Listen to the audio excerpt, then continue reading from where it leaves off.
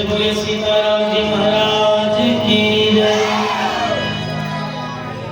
बड़े प्रकार से मंत्रा समझा करके कैकेयी महारानी को कहा भेजी गोप भवन में। कैकेयी गोप भवन में गई। इधर महाराज दशरथ खोजते खोजते महारानी कैकेयी को कुछ ढूंढने लगे। पता चला किसी से कि गोप भवन में महारानी गई है।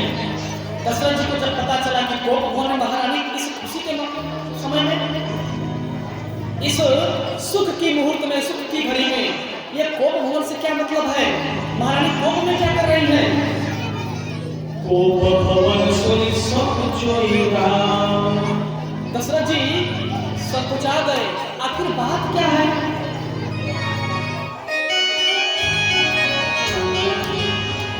दशरथ जी बड़े प्रकार से सांझ समय सामंत्र दीप गयम कैकेयी के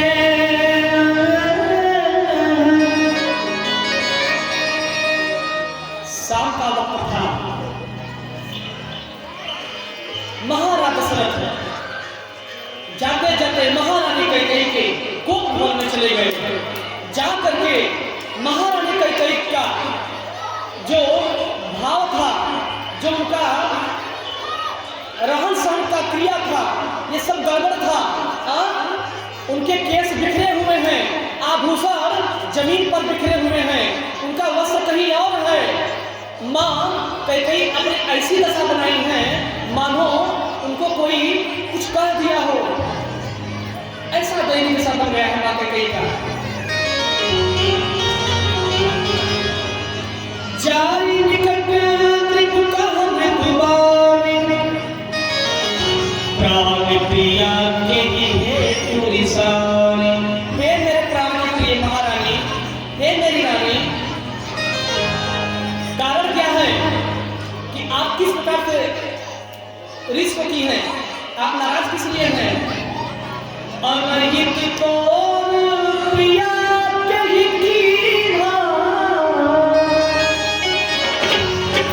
के ही कोई सिर के ही जसु चढ़ा। हे रानी, आपको कोई अनहित किया है तो हमसे कहिए, आपको चाहिए क्या? अरे आपको इंद्र का सिंहासन चाहिए, अयोध्या का राजपाट चाहिए, ये भी मैं आपके चरणों में डालूं। क्या चाहिए? हे महारानी, आप बोल क्यों नहीं? कुछ तो बोलिए। आपको कुछ चाहिए या आपको कोई कह डाला हो, कुछ कहा है, या आपको कुछ चाहिए, या आप चाहती क्या है? क्या हुआ है? कुछ कहिए। महारानी कालहि देव राम जुमराजु सजनि सुलोचनि मंगल साजु। महारानी, कल मैं राम को राजगद्दी दूंगा, राजा बनाऊंगा, इसलिए ऐसे सुदीर्घ समय पर आप जा करके 16 श्रृंगार करके आइए, आभूषण पहन करके, मंगलसूत्र पहन करके मेरे सामने आइए और जी भर के हमसे बात करिए। फिर भी कैकेयी नहीं बोली।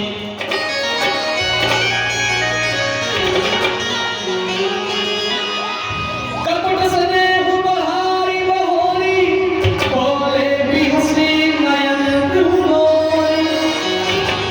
दशरथ जी बार बार पूछ रहे हैं, महारानी क्या हुआ? हे कैकेयी क्या हुआ रानी? कुछ कहते क्यों नहीं? कुछ बोलते क्यों नहीं? क्या हुआ आपको? चलो दमक उठी कैकेयी, अरे आप होते कौन है जो मुझे मनाने आए हैं? मैं लगती क्या हूँ? आप बार बार पूछ रहे हैं महाराज कि कैकेयी मांगो, कैकेयी मांगो, कैकेयी मांगो। अरे आपने आज तक मुझे दिया ही क्या है जो आप मैं मांगू? अरे महाराज, आपने मुझे 2 वरदान भी देने के लिए कहा था, सो आज तक वो भी नहीं दे पाए और बोल रहे कि मांगो मांगो। हे महाराज, यदि अभी तक कुछ आप दिए होते तब मैं कुछ मांगती, अभी तक आप मुझे कुछ दे नहीं पाए, इसलिए मैं आपसे क्या मांगू?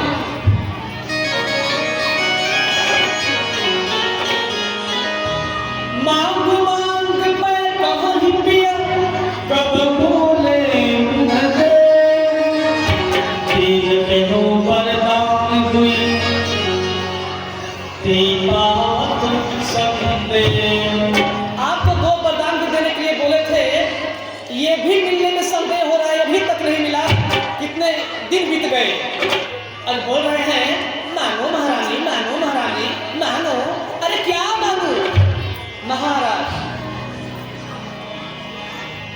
आपको मैं बड़े शांत से समझा रही हूँ, अब मेरे बातों को ध्यान से सुनिए।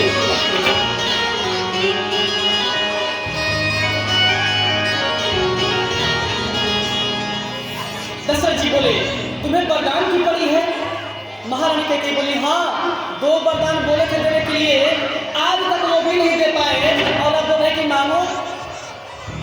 दशरथ जी बोले, हे महारानी, इतनी सी बात के लिए आप इतनी नाराज हैं? अरे आप जाइए, पहले सलहो श्रृंगार करके आ जाइए और तुई बदले 4 मांग ले।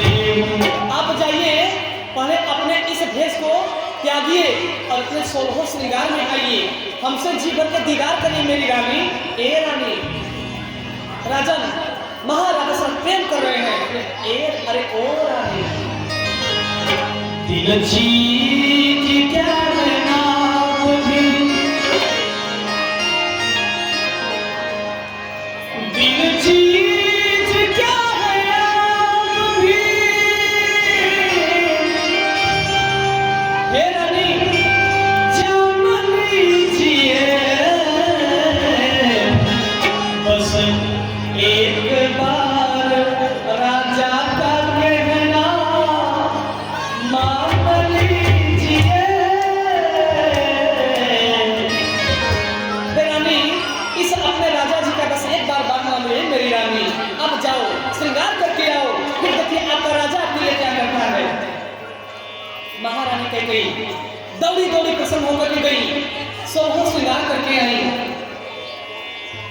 16 श्रृंगार करके जब कैकेयी सामने आई तो कैकेयी माता क्या बोली, अरे ओ स्वामी महाराज, आप सच में हमसे इतना प्रेम करते हैं?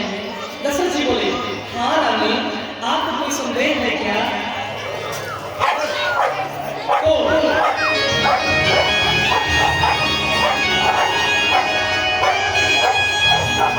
बोलिए सीताराम जी महाराज की जय। इधर दशरथ जी बोले, हे महारानी, आप क्या मांगती हैं, मांगिए। तो कैकेयी बोली, महाराज आप राम की शपथ खा जाइए तब मैं मांगूंगी, नहीं तो नहीं मांगूंगी। दशरथ जी बोले, अरे महारानी, आपको रघुकुल के बालों को भरोसा नहीं क्या? महारानी कैकेयी, आपको ईश्वर होना चाहिए। अरे रत्ननीत सदा चली आई, ये प्राण जाए पर वचन न जाए। महारानी, आपने कैसे सोच लिया कि दशरथ जो कहता है वो करता नहीं? महारानी, जो कहा सो किया, बस एक बात मर्दों में है। आप मेरे पर मांग के तो देखिए क्या चाहिए।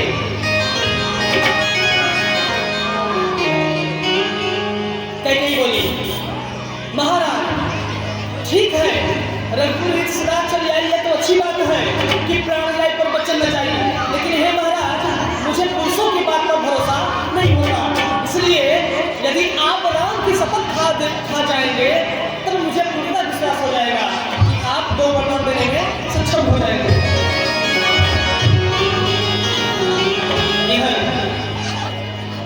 तब कहीं पर राम शपथ कर आए। महारानी, यदि आप चाहते हैं कि मैं राम का शपथ खा लूं तो मैं राम का सौगंध खा के बोलता हूं, आज आप जो मांगेंगी ये दशरथ आपको वो देगा। कैकेयी बोली, अरे महाराज आप धन्य हैं, महाराज आप कितने अच्छे हैं। हाँ महाराज, अब मुझे विश्वास हो गया कि आप मुझे कितना प्रेम करते हैं। दशरथ जी कुछ उसकी कुटिल कुछ समझ नहीं पाए। बाबा गोस्वामी तुलसीदास जी संकेत किए मानस में, जैसे मुर्गी के बच्चे को एक बड़ा पक्षी बाज देख करके कहीं से घूरता है और जैसे ही मौका पाता है ना तुरंत झपट करके शिकार करके पकड़ लेता है। उसी प्रकार कैकेयी बाज है और वहां पर दशरथ जी मुर्गी का बच्चा बन गए। दशरथ जी छोटे हैं और कैकेयी ऐसे लपटना चाहती है वैसे मानो कि अपने नारी चरित्र क्रिया चरित्र में उनको फंसा करके तोड़ के निमोड़ दी हो। दशरथ जी टूट गए, पहले ही टूट गए। तब महाराज बोले, हे रानी अब मानिए, मुस्कुरा करके मांगिए क्या चाहिए। तब कैकेयी बोली, सुनम प्राण प्रिया भावत जी का, देहु एक भर कहीं का।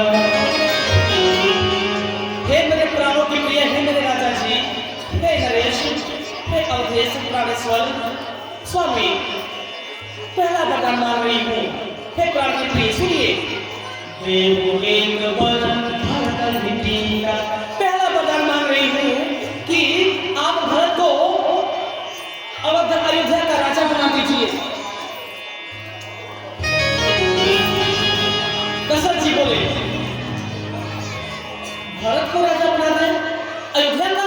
हाँ हाँ अयोध्या का। तब क्या लंका का? महाराज अगर आपका आदेश हो तो मैं दूसरा वरदान मांगू? दशरथ जी घबराते घबराते बोले, मांगो महाराज। कैकेयी पहला वरदान तो हंस करके मांगी, लेकिन जब दूसरा वरदान मांग रही है कैकेयी मां, तो मां भी रो रही है, क्योंकि अब इसी वरदान में जो मां राम से प्रेम करती है, अब ये मां अपने लल्ला को, अपने कलेजे के टुकड़े को अपने से दूर करने जा रही है। एक मां अपने, वो मां जो अपने बच्चे को स्तनपान कराई, अपना दूध पिला करके बच्चे को सियानी बनाई, वो मां अपने सीना से राम को दूर कर रही है। मां रो रही है और मां रोते हुए राजा जी के आगे हाथ जोड़ के बोली,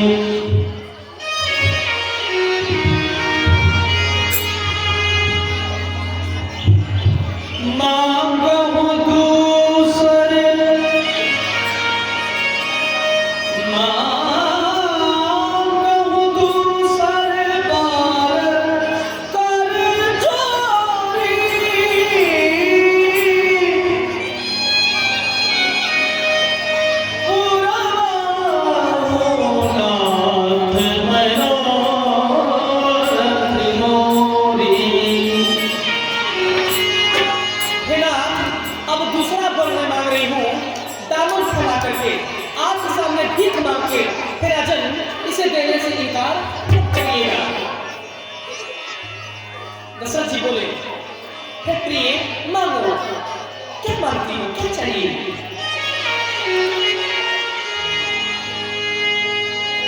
मांगो दूसर कर चोरी, मांगो दूसर कर चोरी, पूर्व गुलाम मनोरथ मोरी, तापस बेस विशेष उदासी,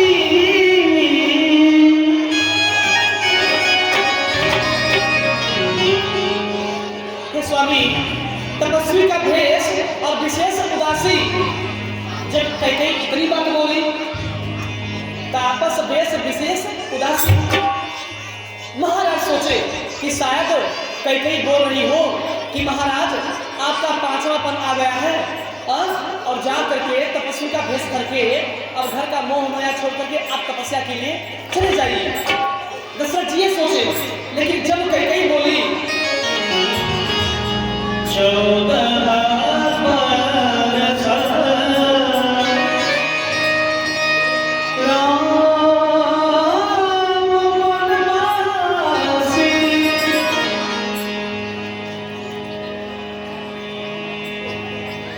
महाराज इतनी बात जब सुने, 14 वर्ष राम वनवासी,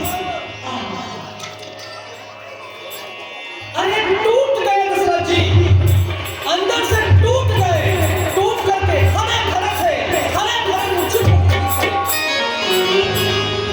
ठीक उठे सहज भाव से उठे। अरे रानी ये तूने क्या मांग लिया, ये नीचे कुलच्छनी, तुम्हें यही मांगना था।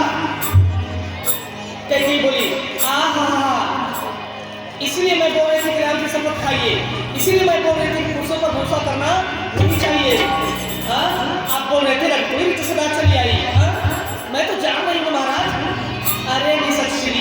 लक्ष्मी नीच अवधा उजाड़ किन्ह करके। कैकेयी ने अयोध्या को उजाड़ दिया। उजाड़ना मतलब बर्बाद कर दिया।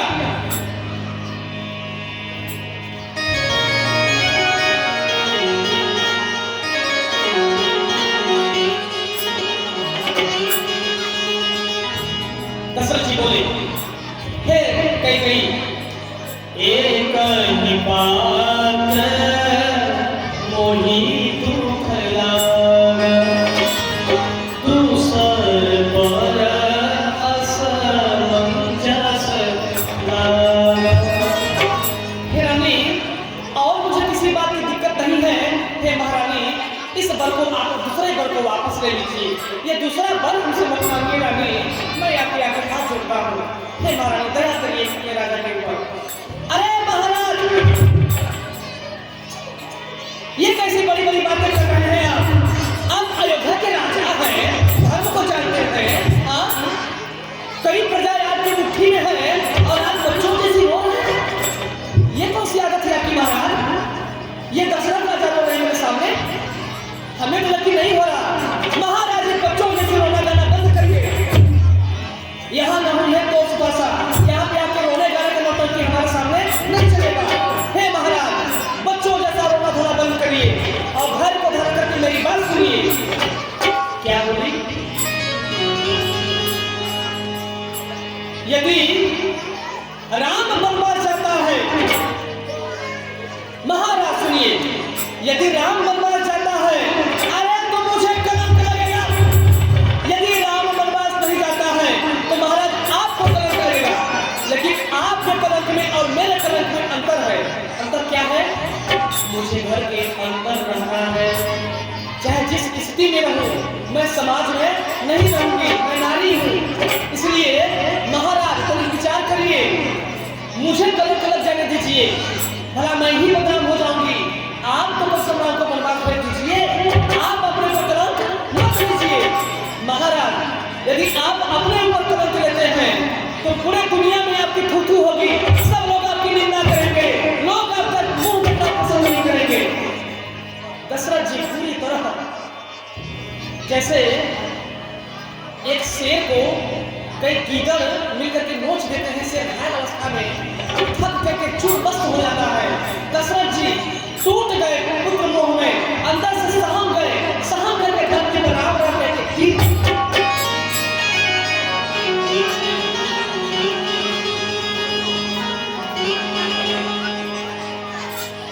भैया, मेरे राम जी का होना था क्या? हो का क्या से क्या हो गया, देखते देखते क्या से क्या हो गया।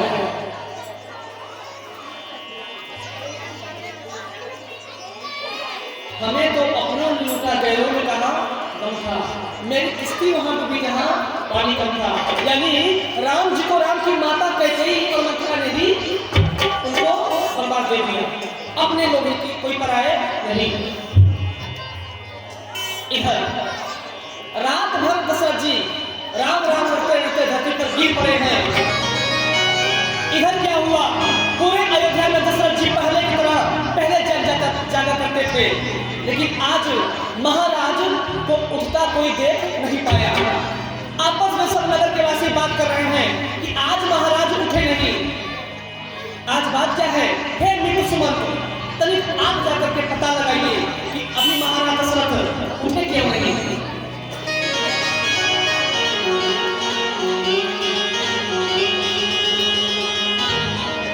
गए सुमंत रावण माही, पूछे को उत्तर नहीं दे।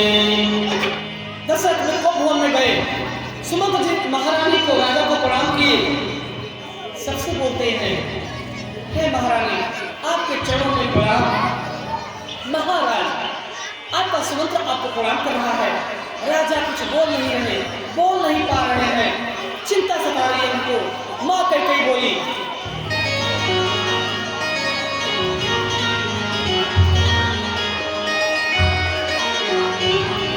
हे इस समय तुम कुछ मत पूछो हमसे, जो मैं कह रही हूँ चुपचाप वही मेरे आदेश का पालन करो। तुम जा करके तुरंत अभिराम को यहाँ बुला लाओ मेरे सामने। सुमंत्र जी चुपचाप गए और सुमंत्र जी कैसे गए? रोते बिलखते। जब महाराज दशरथ का चेहरा देखे सुमंत्र जी अधीर हो गए, हो टूट गए, सहम गए। महाराज सुमंत्र सोचते सोचते अधीर होकर के घबराते हुए राम जी के कक्ष में गए। इधर राम जी ने जब देखा कि मेरे सुमंत्र जी आ रहे हैं तो राम सुमंत्र ही आवत देखा, आवर पिंड पिता सब लेखा। राम जी जैसे ही देखे कि मेरे मंत्री सुमंत्र तक आ रहे हैं, अपने पिता की समलेखा ही आदत किए बड़े प्रकार से सुमंत्र जी। और राम जी चल पड़े माता कैकेयी और महाराज दशरथ के पास।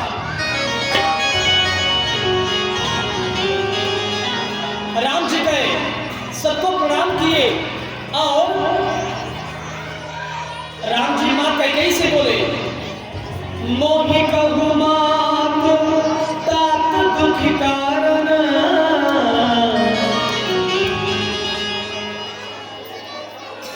राम जी माता कैकेयी से बोले, हे मां, तात का कारण क्या है? पिताजी इस अवस्था में क्यों पड़े हैं? कारण क्या है? मां मुझे सच बतलाओ। तब कैकेयी बोली, हे पुत्र, इनसे मैंने 2 वरदान मांगा था, आज तक ये दिए नहीं, और आज मुझे उचित लगा मैं इनसे मांग ली तो आज बच्चों की तरह रो करके धरती पर गिर पड़े हैं। हे राम पुत्र, तुम्हें 14 वर्ष के लिए वनवास जाना पड़ेगा और भरत के लिए मैं 14 वर्ष का अयोध्या को तिलक मांगी हूँ, 2 वरदान। इसी कारण से ये इनकी दशा इतनी दयनीय हो गई है, इसी कारण महाराज धरती पर गिर पड़े हैं। तुम्हारा शोक इसे सहा नहीं गया। इधर प्रेम से बोलिए बात करने वाले माताएं बहनें की, हमारी वो माताएं बहने धन्य हैं जो कथा में बड़े मन से बात करती हैं। हाँ, हमारी वो माताएं बहनें धन्य हैं जो कथा में बड़े मन से बात करती हैं। हाँ, एक बार उनके लिए ताली तो बजा दीजिए। वाह। इधर राम जी बोले, यहाँ पे कैकेयी को राम जी क्या बोले हैं? माँ। लेकिन जब कैकेयी सारी बात बताई कि तुम्हें वनवास जाना है, तब राम जी बोले, सोई जननी सोई सुत बल भागे। माँ, वह सुत, वह लड़का बड़ी बड़भागी है। जननी बोले, जननी मतलब राम जी कैकेयी को कभी जननी नहीं बोले। हम लोग किसी दूसरे बहन व्यक्ति को देखते हैं तो माँ बोलते हैं। क्या बोलते हैं? आप लोग नहीं बोलते क्या? आप लोग नहीं बोलते कभी? आप लोग कभी नहीं बोलते क्या? नहीं बोल रहे हैं। हम लोग किसी भी बहन बेटी को देखते हैं तो क्या बोलते हैं? माँ। जननी जननी नहीं बोलेंगे। जननी वही होती है जो जन्म देती है, वो जननी है। अवधपुरी में जननी सुहावनी, जो मुझे जन्म दे, जहाँ मेरा पैदाइशी हो, वो मेरी जननी है। आज कैकेयी माँ को राम जी जब पूछते हैं कि माँ कारण क्या है, तो माँ है। लेकिन जब कैकेयी सारी बात बता देती है तो राम जी और बड़ा दर्जा माँ कैकेयी को दे दिए। जननी बोले, सोई जननी सोई सुत बल भागे।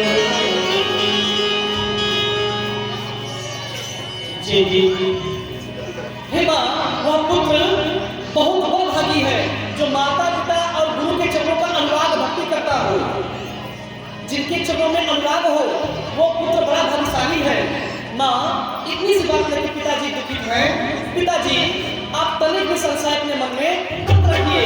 अरे मैं यूं जाऊंगा और यूं 14 वर्ष बिता करके आकर के आपके चरणों में आशीर्वाद दूंगा। पिताजी, आप धैर्य को धारण करिए।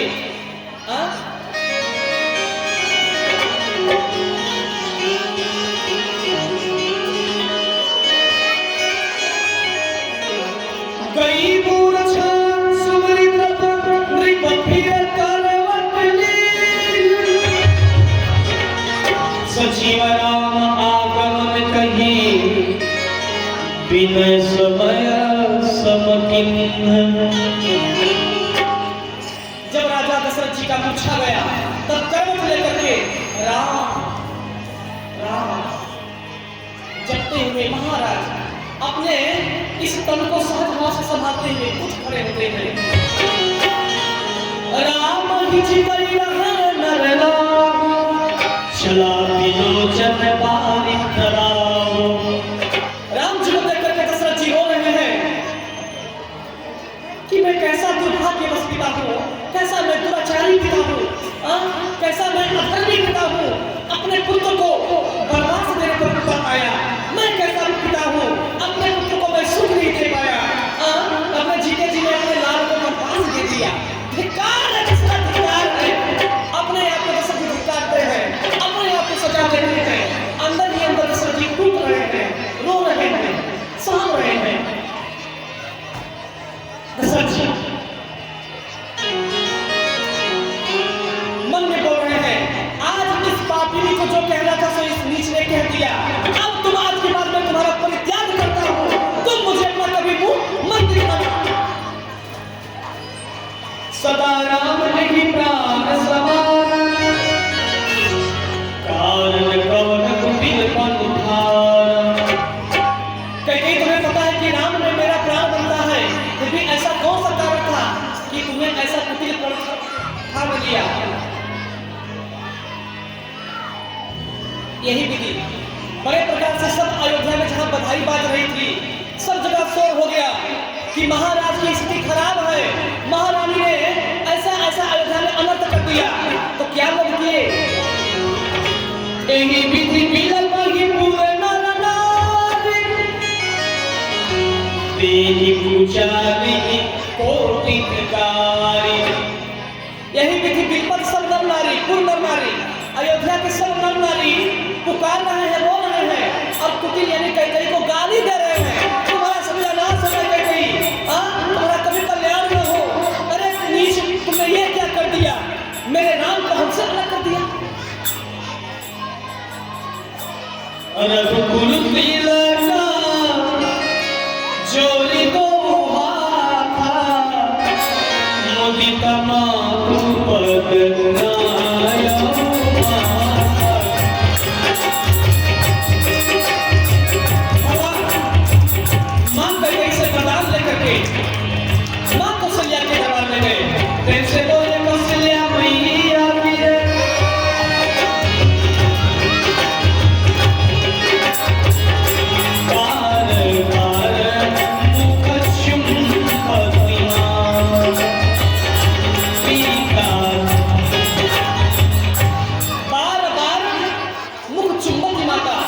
जैसे ही राम जी मां के कक्ष में पहुंचे, कौशल्या के कक्ष में, कौशल्या मां बड़े प्रकार से प्रभु को प्रेम देने लगी। जैसे एक मां अपने बच्चे को चुम्बन करती है, मस्तक को चुम लेती है, अपने बच्चे को लाड प्यार दे रही हो मां कौशल्या, आज राम जी को अपने गोद में बैठा करके मेरे प्रभु नारायण के गालों को चुम रही है, मस्तक को चुम रही है। बार बार आरती उतारे, बार बार मां कौशल्या आरती उतार रही है। बाद में कौशल्या मां बोली, हे लाल राम। तो प्रभु बोले, मां लाल काहे तब मुख रहा सुखाई? हे पुत्र, आज तुम्हारा मुख मलिन क्यों है? तुम्हारा मुख सूखा सूखा क्यों मेरे लाल? कुछ खाए नहीं क्या सुबह से? राम जी बोले, माँ ऐसी बात नहीं है। माँ बोली, तब कैसी बात है पुत्र? राम जी बोले, माँ बात ऐसी है, पिता बिन मोहि कामन राजू। माँ बात ऐसी है कि आज मैं बड़ा प्रसन्न हूँ और आप बोल रही हो कि मेरा मुख सूखा हुआ है। माँ ऐसा बात नहीं है। माँ आज मैं बड़ी बड़भागी पुत्र हूँ।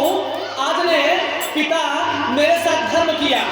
जब मैं राजा, मुझे पता चला कि मैं राजा बनूंगा तो मुझे बड़ा तकलीफ था कि जन्मे एक संग सब भाई, भोजन शयन की मिलन काई। माँ मुझे बहुत चिंता था कि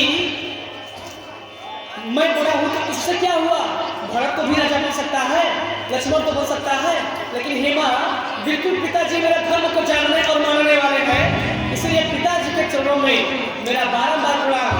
निश्चय ही पिताजी ने अपना पिता होने का धर्म निभा दिया। बड़े पुत्र को बड़ा राज्य पिताजी ने दे दिया और छोटे पुत्र को छोटा राज्य दे दिया। माँ कुछ समझ नहीं पाई। कौशल्या बोली, पुत्र तू क्या बड़बड़ा रहा है? सच सच बतला, बात क्या है? बोली, माँ इस पुत्रों में सबसे बड़ा मैं हूँ, तो बड़ा पुत्र को बड़ा राजा मिलना चाहिए ना, बड़ा पुत्र को बड़ा राज्य नहीं मिलना चाहिए और छोटे पुत्र को छोटा राज्य। उसी प्रकार हेमा बड़ा हूँ इसलिए जंगल बड़ा है, इसलिए पिताजी ने मुझे कानन, पिता दिन है मुझे कानन राजू, आज पिताजी ने मुझे जंगल का बड़ा होने के नाते बड़ा राज्य दे दिया। और भरत छोटा है इसलिए अयोध्या छोटी है, इसलिए छोटे को छोटा राज्य मिल गया। इसलिए माँ मैं बहुत बड़ा प्रसन्न हूँ, मैं दरबार जाने के लिए आपसे आज्ञा लेने आया हूँ। तब माँ कौशल्या बोली, हे पुत्र यदि पिताजी तुम्हें सिर्फ जाने के लिए बोले होंगे तब मैं नहीं जाने दूंगी। तब राम जी बोले, तब माँ बोले और कोई बोला है कि सिर्फ पिताजी बोले? बोले नहीं, माँ कैकेयी भी बोली कि पुत्र तुम भी वनवास जा। तब माँ कौशल्या बोली, तब लाल मैं भी तुझे रोकने वाली नहीं हूँ, जा बेटा। सुन नर मुनि गंधर्व किन्नर किन्नर सबकी सेवा करो मेरे लाल, जाओ अपने धर्म ध्वजा की प्रचार करो। माँ कौशल्या से आदेश लेकर के प्रणाम करके प्रभु चुप करो।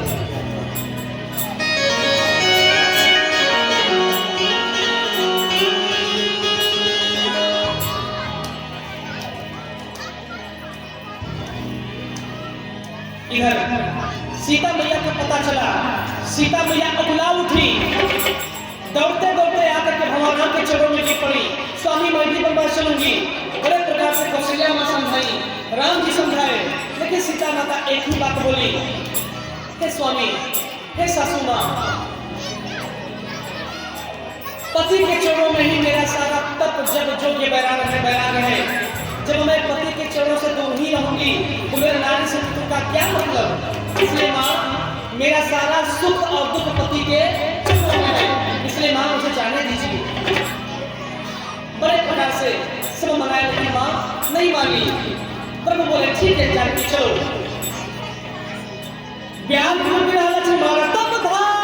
लक्ष्मण जी को पता चला, अरे दौड़ते दौड़ते अपने धनुष बाण को फेंक करके आप करके महाराज कैकेयी दशरथ के दरबार में आए जहां पे राम सीता थे।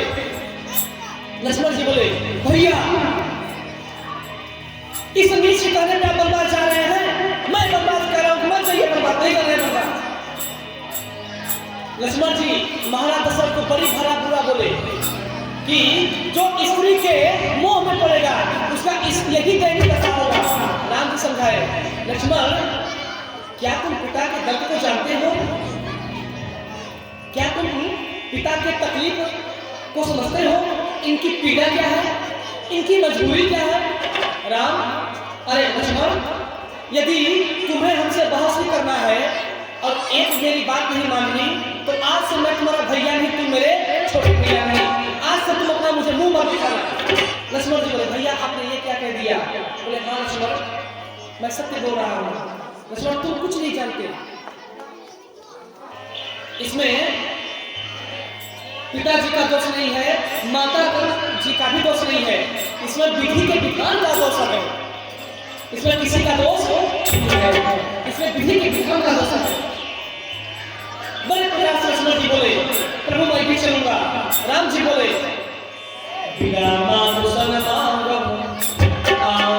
जाओ भाई विदा मांगो आई, चलो हम चलो हम बड़ भाई। लक्ष्मण जी बोले, राम जी जा करके माँ से विदा मांग करके आओ मेरे साथ वनवास चलो।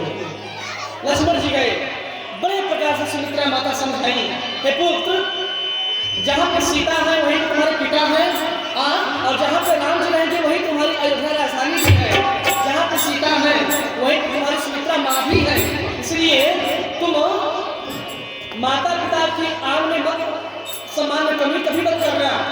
जब जब राम जी सोएंगे, तुम उनकी परछाई बन करके रहना। ये मैं तुमसे प्रतिज्ञा ले रही हूँ। लक्ष्मण जी बोले ठीक है माँ। लक्ष्मण जी चल पड़े।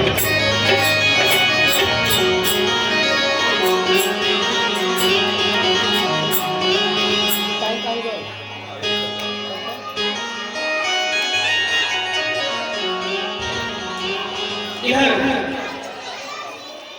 कई क्या की राम जी, सीता मैया, लक्ष्मण जी हाथ जोड़ करके सब लोग खड़े हो गए। कई तमक करके बड़े रोब में अरे पल्लू को फटकारते हुए ला करके तपस्वियों का भेष सामने रख दी। मुनि पंत भूषण भागन आनी, आगे धरी गोली मृदु बानी, उठा करके पटक करके आभूषण तपस्वी का भेष वस्त्र बोली राम अब बनवास जाने में देरी मत करो मेरे राम, क्योंकि जितने देर अयोध्या में रहोगे महाराज की स्थिति उतनी ही बुरी हो जाएगी। इसलिए तुम जल्द यहाँ से निकलो जिससे महाराज ठीक हो जाए। राम तुरंत मुनि भेष बनाए, राम जी तुरंत मुनि का भेष बनाए। सीता मैया भगवा वस्त्र का बनवासी वस्त्र पहन ली। राम जी बनवासी वस्त्र पहन लिए, अपना सारा भेष आभूषण त्याग दिए। त्यागने के वक्त भगवान अपने साथ कुछ भी लेके नहीं गए, लेकिन एक चीज लेकर के गए। क्या? तुम रक्षक काहू को धनुष और बाण, क्योंकि वही सबसे बड़ा शस्त्र है। कहीं भी जाइए तो अपने शस्त्र को मत भूलिए। ये ढोलक है, ये भी शस्त्र है। जो मैं बजा रहा हूं दोनों हाथ से, ये भी शस्त्र है। बड़े प्रकार से राम जी विदा मांग करके पिताजी को चरणों में प्रणाम करते हुए बोले पिताजी अब मुझे जाने की आज्ञा दें। बहुत मैं यूं गया और यूं आया।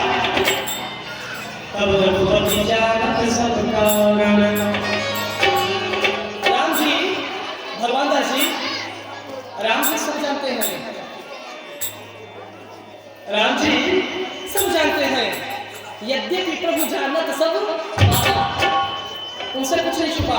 राम जी जाते जाते गुरुदेव महाराज के दरबार में आश्रम में गए, प्रणाम करके गुरुदेव महाराज से आगे आशीर्वाद लेकर चल पड़े।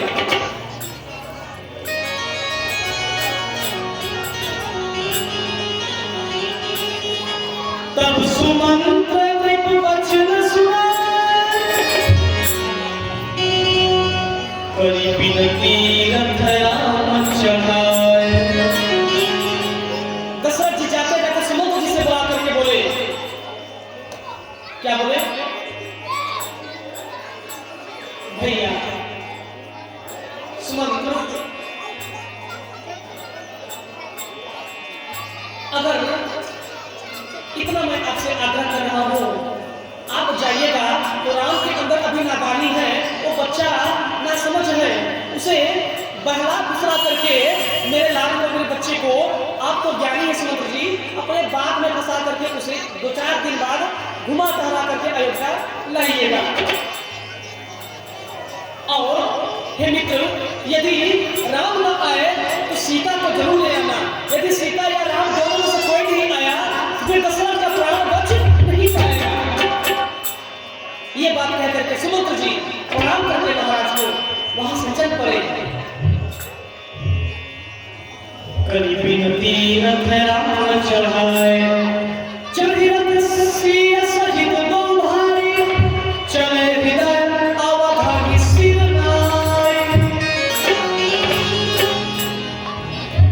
देखिए, जो मेरे परमात्मा भगवान कहाँ रहते थे भैया? अयोध्या में, जहाँ पे फल फूल 56 प्रकार के भोजन करते थे, प्रभु सोने के पलंग से सोते थे। वो मेरे नारायण मड़ियों में थे, लेकिन अपने राज अपने घर को छोड़ करके किसके लिए? विप्र धेनु सुसंतहित ब्राह्मण के लिए, गौ के लिए, साधु और देवता के हित के लिए राम जी अपना राजपाट भी त्याग करके वनवास चल दिए। अयोध्या वासियों को प्रणाम करके वहां से चल पड़े। अयोध्या वासी बोलते हैं, अरे प्रभु मुझे भी ले चलो, मैं भी चलूंगा। राम जी बड़े प्रकार से समझाए कि मेरे साथ कोई मत जाओ, यदि सब लोग मेरे साथ चलोगे तो अयोध्या में कौन रहेगा, यहाँ भी तो महाराज को संभालना है। फिर भी मनाते मनाते आधे से अधिक अयोध्यावासी प्रभु के साथ साथ चल पड़े। भगवान जाते जाते प्रथम दिवस तमसा तीर्थ पहुंचे। कहा? तमसा तीर्थ।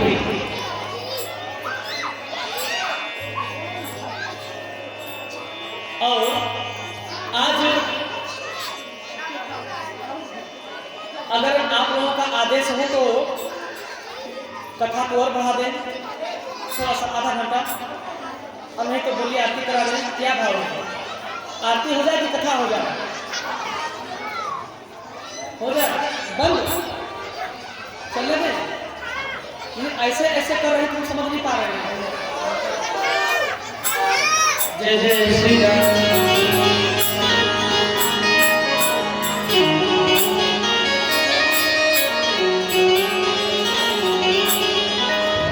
तमसा तीर्थ पर पहुंचे। इधर जब रात बीत गया, राम जी सुमंत्र जी से बोले, हे राम जी, हे सुमंत्र जी, आप चुपके से रथ को ऐसे ले चलिए जैसे अयोध्यावासी सोए हो, जाग न पाए, नहीं तो हम लोगों का निकलना मुश्किल हो जाएगा। सब अयोध्यावासी सोए के सोए रह गए और इधर सुमंत्र जी चुपके से घोड़ा हाथ करके ले गए और घोड़े के रथ का पहिया का जो निशान था उसको भी मिटा दिए। जागे सकले लोग भय भोर। जब भोर हुआ सभी लोग देखे रथ और राम जी का पता नहीं है। सीता सचिव सहित तो भाई, संगबेरपुर पहुँच बुझाए। प्रेम से बोले संगबेरपुर धाम की। प्रभु संगबेरपुर पहुँच करके बड़े प्रकार से निषाद राज से मित्रता किए। निषाद राज बड़े प्रेम से प्रभु से मित्रता करके उनकी सेवा किए, देखभाल किए। कुछ दिन, कुछ समय निषाद राज प्रभु राम की सेवा किए। पुनः एक बार राम जी सो रहे थे। राम जी सो रहे थे और लक्ष्मण जी जग रहे थे। यह भाव जग करके निषाद राज के मन में प्रश्न खड़ा हुआ कि हे भैया, आप विश्राम नहीं कर रहे हैं, कारण क्या है? तब निषाद राज बोले, हे भैया, जो व्यक्ति भगवान की सेवा में सो जाएगा तो वह मरने के समान है, उसके अंदर वैराग्य नहीं है। हे निषाद भैया, जब वैराग्य मतलब क्या? इच्छा ही सो जाएगी, वह परमात्मा का सेवा नहीं हो पाएगा। लक्ष्मण क्या है? वैराग्य। प्रभु की इच्छा है लक्ष्मण जी, वैराग्य है।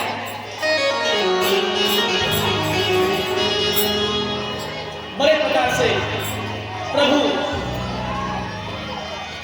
विश्राम कर रहे हैं और संगमेरपुर में पहुंच करके विश्राम किए। आज संगमेरपुर में ही भगवान विश्राम करने देते हैं। पुनः कल के कथा में भागवत राम संवाद, प्रभु वाल्मीकि संवाद,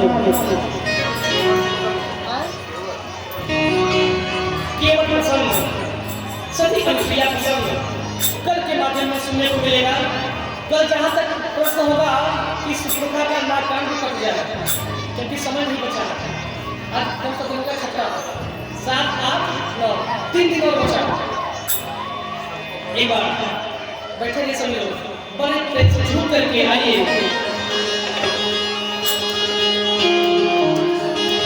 आजा राम, आजा राम, दीपक तुझा